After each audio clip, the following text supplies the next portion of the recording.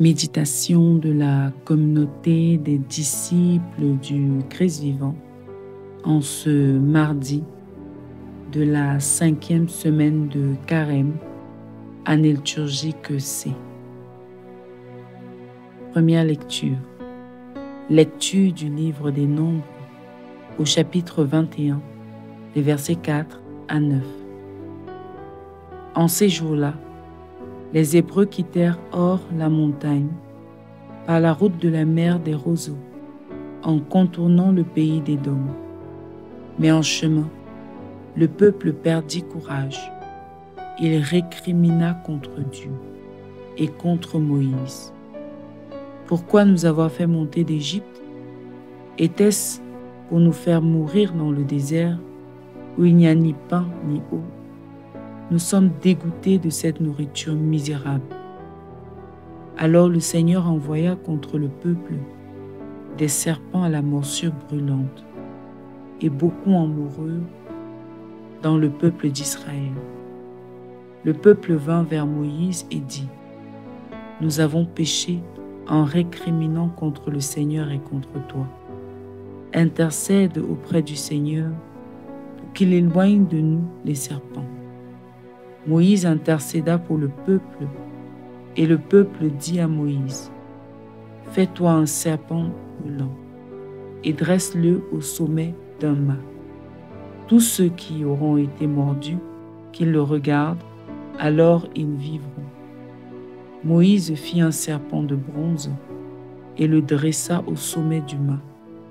Quand un homme était mordu par un serpent, et qu'il regardait vers le serpent de bronze, il restait en vie. Parole du Seigneur. Méditation. Frères et sœurs bien-aimés en Christ, que la grâce de notre Seigneur Jésus-Christ abonde dans chacune de nos vies. Ce matin, dans la première lecture, le peuple d'Israël fait encore face à l'épreuve. Face à la dureté de la vie dans le désert, le manque d'eau et de pain, les Israélites se plaignent encore de Dieu.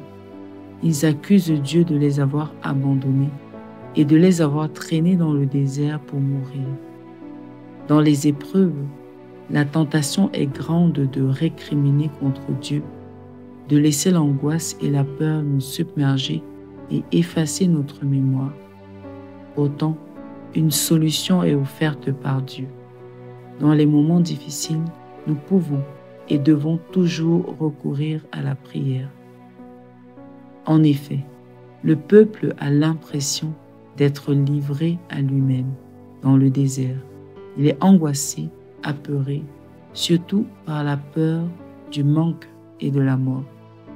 Cette situation angoisse les Israélites et les paralyse au point de les faire pécher contre Dieu.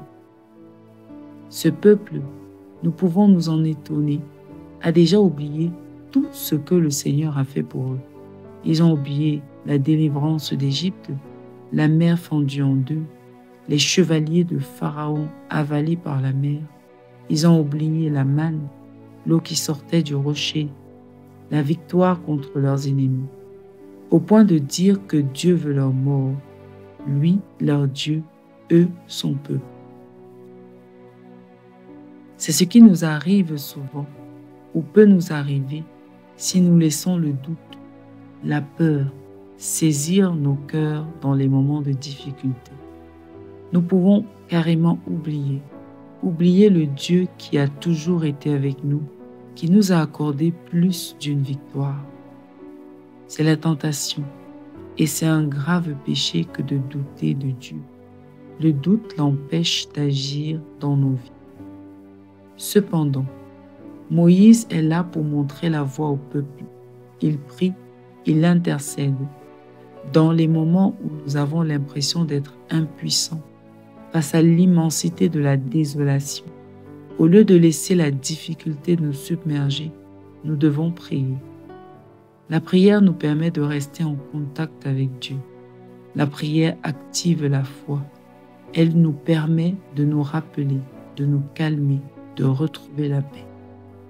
La prière nous aide à ouvrir le ciel et facilite l'action de Dieu pour nous.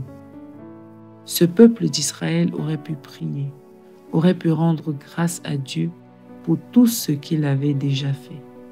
Juste en énumérant ses bienfaits, cela aurait nourri leur foi.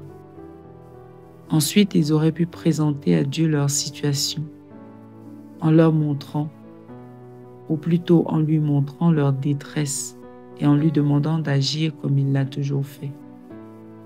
La prière est la solution en toute situation, et surtout dans l'épreuve. Même si cela ne nous concerne pas personnellement, nous pouvons également intercéder pour les autres comme Moïse.